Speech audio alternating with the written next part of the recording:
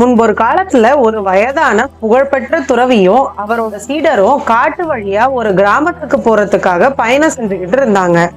ரொம்ப தூரம் நடந்து நடந்து அவங்க ரெண்டு பேரும் ரொம்ப களைப்பா ஆகிட்டாங்க. ஆனா அந்த கிராமம் மட்டும் வரவே இல்லை. ஏற்கனவே சூரியன் மறைய ஆரம்பிச்சிட்டு இருந்தது. இரவு ஆகிட்டா இங்கேயே இந்த காட்டிலேயே தங்கணும்னு நினைச்சு வருத்தம் அடைஞ்சாங்க. கொஞ்ச தூரத்துல ஒரு வயசான விவசாயி அவரோட வயல்ல வேலை செஞ்சுக்கிட்டு இருக்கிறத சீடர் கவனிச்சார். அவர்கிட்ட போய், ஐயா, நாங்க பக்கத்துல இருக்கிற கிராமத்துக்கு போகணும், அங்க போக இன்னும் எவ்வளவு தூரம் இருக்குன்னு கேட்டார். அதுக்கு அந்த விவசாயி, ரொம்ப தூரம் எல்லாம் இல்ல, ஒரு 2 மைல் தூரம் தான் இருக்கும்னு சொன்னார். சொன்னது மட்டும் இல்லாம துறவியை பார்த்து சிரிச்சார். துறவியும் பதிலுக்கு அவரை பார்த்து சிரிச்சார். சீடருக்கு அங்க என்ன நடக்குதுன்னு ஒண்ணுமே புரியல. அப்படியே அந்த விவசாயி சொன்ன 2 மைல் தூரம் நடந்தாங்க. ஆனா அந்த கிராமம் மட்டும் வரவே இல்லை. என்ன பண்றதுன்னு அந்த சீடர் யோசிச்சுக்கிட்டு இருந்தப்ப அங்க ஒரு வயதான பாட்டி விறகுகளை சேகரிச்சுட்டு இருந்ததை கவனிச்சார். அவங்க கிட்ட போய், நாங்க பக்கத்துல இருக்க கிராமத்துக்கு போகணும், அந்த கிராமத்தை அடைய இன்னும் எவ்வளவு தூரம் இருக்குன்னு கேட்டார். அதுக்கு அந்த பாட்டி, கவலைப்படாதீங்க, நீங்க கிட்டத்தட்ட நெருங்கிட்டீங்க, இன்னும் ஒரு 2 மைல் தூரம் கடந்து போனீங்கன்னா நீங்க கேட்ட கிராமத்தை அடைஞ்சிடலாம்னு சொன்னாங்க. அப்படி சொல்லிட்டு அந்த பாட்டியும் துறவியை பார்த்து சிரிச்சாங்க. துறவியும் பதிலுக்கு சிரிச்சார். சீடர் இவங்களும் எதுக்கு ஒருத்தரை பார்த்து சிரிச்சுக்கிறாங்கன்னு யோசிச்சுக்கிட்டே மறுபடியும் நடக்க ஆரம்பிச்சார். மறுபடியும் 2 மைல் தூரம் கடந்து போனதுக்கு அப்புறம் கூட அந்த கிராமம் வரவே இல்லை. மூணாவதா அங்க இருந்த இன்னொரு ஆள்கிட்ட சீடர் அதே கேள்வியை தான் கேட்டார். அவரும் மற்ற 2 பேரும் சொன்ன அதே பதில தான் சொன்னார். அங்கேயும் துறவியும் அந்த 3வது ஆளும் ஒருத்தர் பார்த்து சிரிச்சுக்கிட்டாங்க. ஆனா இந்த முறை அவங்க சிரிப்பை பார்த்து பொறுமை இழந்த சீடர், என்னால இனிமே ஒரு அடி கூட எடுத்து வைக்க முடியாது, ரொம்ப தூரம் நடந்து நடந்து எனக்கு ரொம்ப களைப்பா இருக்கு, எனக்கு தெரிஞ்சு கண்டிப்பா இவங்க சொல்ற அந்த 2 மைல் தூரத்தை கடக்க முடியாதுன்னு நினைக்கிறேன். 3 பேரை கேட்டு அவங்க சொன்னதை நம்பி நாமளும் நடந்துகிட்டே இருக்கோம். ஆனா அந்த 2 மைல் தூரம் மட்டும் முடியவே இல்லை. அந்த கிராமத்துக்கும் நம்மளால போய் சேர முடியல. என்னால இதுக்கப்புறம் கொஞ்சம் கூட நகர முடியாதுன்னு சொல்லி அங்க இருந்த மரத்துக்கு கீழே போய் உட்கார்ந்தார். தன்னோட பொறுமையை இழந்த சீடர் அவரோட மனசுக்குள்ள இருந்த கேள்வியை தன்னோட குரு கிட்ட கேட்டார். குருவே, நீங்க ஒரு விஷயம் எனக்கு சொல்லியே ஆகணும்.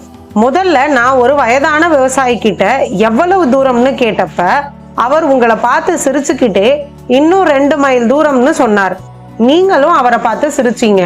அதே மாதிரி 2வதா ஒரு பாட்டி கிட்ட கேட்ட போது அவங்களும் அதே 2 மைல் தூரம் தான், கிட்ட நெருங்கிட்டீங்கன்னு சொல்லிட்டு உங்களை பார்த்து சிரிச்சாங்க. நீங்களும் அவங்கள பார்த்து சிரிச்சீங்க. 3வதா கேட்ட ஆள் கிட்டையும் அதே தான் நடந்தது. எதுக்காக நீங்க ஒருத்தர் பார்த்து சிரிச்சுக்கிட்டீங்க? ஏன்னா உங்களுக்கு அவங்கள தெரியாது, அவங்களுக்கும் உங்களை தெரியாது. அப்புறம் எதுக்காக ஒருத்தர் பார்த்து சிரிச்சுக்கிட்டீங்க? அதுக்கான அர்த்தம் என்ன? ரவி ஒரு சின்ன புன்சிரிப்போட பதில் சொன்னார். நாங்க ஏன் ஒருத்தரை பார்த்து சிரிச்சுக்கிட்டோம்னா, நீங்க கேள்வி கேட்ட 3 பேரையும் எனக்கு ஏற்கனவே தெரியும். நாம போக வேண்டிய அந்த கிராமத்துக்கும் நான் ஏற்கனவே போயிருக்கேன். அது 2 மைல் தூரத்துல இல்லைங்கிறதும் எனக்கு தெரியும். ஆனா நீங்க அந்த கிராமம் எவ்வளவு தூரத்துல இருக்குன்னு தெரிஞ்சுக்கிறதுல ரொம்ப ஆர்வமா இருந்தீங்க. அதனாலதான் நான் அமைதியா இருந்தேன். ஆனா அவங்க அப்படி சொன்னதுல எந்த தப்பும் இல்லை. நாங்க ஒருத்தர் பார்த்து சிரிச்சுக்கிட்டதுக்கு இன்னொரு காரணமும் இருக்கு. நாங்க எல்லாருமே ஒரே வேலையை தான் செய்யறோம். உங்களுக்கு புரியுற மாதிரி சொல்லணும்னா, அவங்க 2 மைல் தூரம் தான் இன்னும் இருக்குன்னு சொல்லி உங்களை ஊக்கப்படுத்திக்கிட்டே இருந்தாங்க. என்னோட வாழ்க்கை முழுக்க நானும் அதையே தான் செய்யறேன். மக்கள் எல்லாருக்கும் நீங்க அடைய வேண்டிய இலக்குக்கு இன்னும் கொஞ்சம் தூரம் தான் இருக்குன்னு சொல்லி அவங்கள ஊக்கப்படுத்திட்டே இருக்கேன். கடைசியா அவங்க செய்ய வேண்டியதை செஞ்சும் முடிச்சிடுறாங்க. உங்களுக்கு 2 மைல் தூரம் தான் இருக்குன்னு சொன்ன எல்லாரும், இல்ல இன்னும் நீங்க 15 மைல் தூரம் போகணும்னு சொல்லி இருந்தா கண்டிப்பா நீங்க இவ்வளவு தூரத்தை கடந்து வந்தே இருக்க மாட்டீங்க. அவங்க எல்லாரும் இரக்கமுள்ள மனிதர்கள். அவங்க கடைசி வரைக்கும் உங்களை ஊக்குவிச்சுட்டே இருந்தாங்க. உங்க வாழ்க்கையில சில மனிதர்கள் இந்த மாதிரி இருந்தா போதும், உங்களோட இலக்கை நீங்க அடைஞ்சிடலாம்னு சொல்லி சீடரோட கேள்விக்கான பதில கொடுத்தார். இந்த கதையில இருந்து நாம தெரிஞ்சுக்க வேண்டியது என்னன்னா, நாம எல்லாரும் ஒருத்தர் மாத்தி ஊக்கப்படுத்திக்க வேண்டிய ஒரு உலகத்துல வாழ்ந்துகிட்டு இருக்கோம்.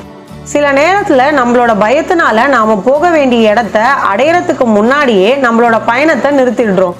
அந்த மாதிரி நேரத்துல நம்மள ஊக்கப்படுத்தி உந்தி தள்ளுறதுக்கு ஒரு ஆள் வேணும். ஒருத்தரை முன்னேற்றி விட அவங்க பொய்யே சொன்னாலும் அது தப்பு கிடையாது. அவங்களோட வாழ்க்கையில அடுத்த கட்டத்தை நோக்கி முன்னேறணும்னு தானே அவங்க அதை செய்யறாங்க. இன்னும் சொல்ல போனா அது பொய்யே கிடையாது. நம்மள ஊக்குவிக்கிறதுக்கான ஒரு முயற்சி, அவங்களுக்குள்ள ஒரு தன்னம்பிக்கையை விதைக்கிறதுக்கான ஒரு செயல். ஒருத்தர் அவரோட வாழ்க்கையில ஒரு இலக்கை அடையறதுக்காக ரொம்ப கஷ்டப்பட்டுட்டு இருக்காரு.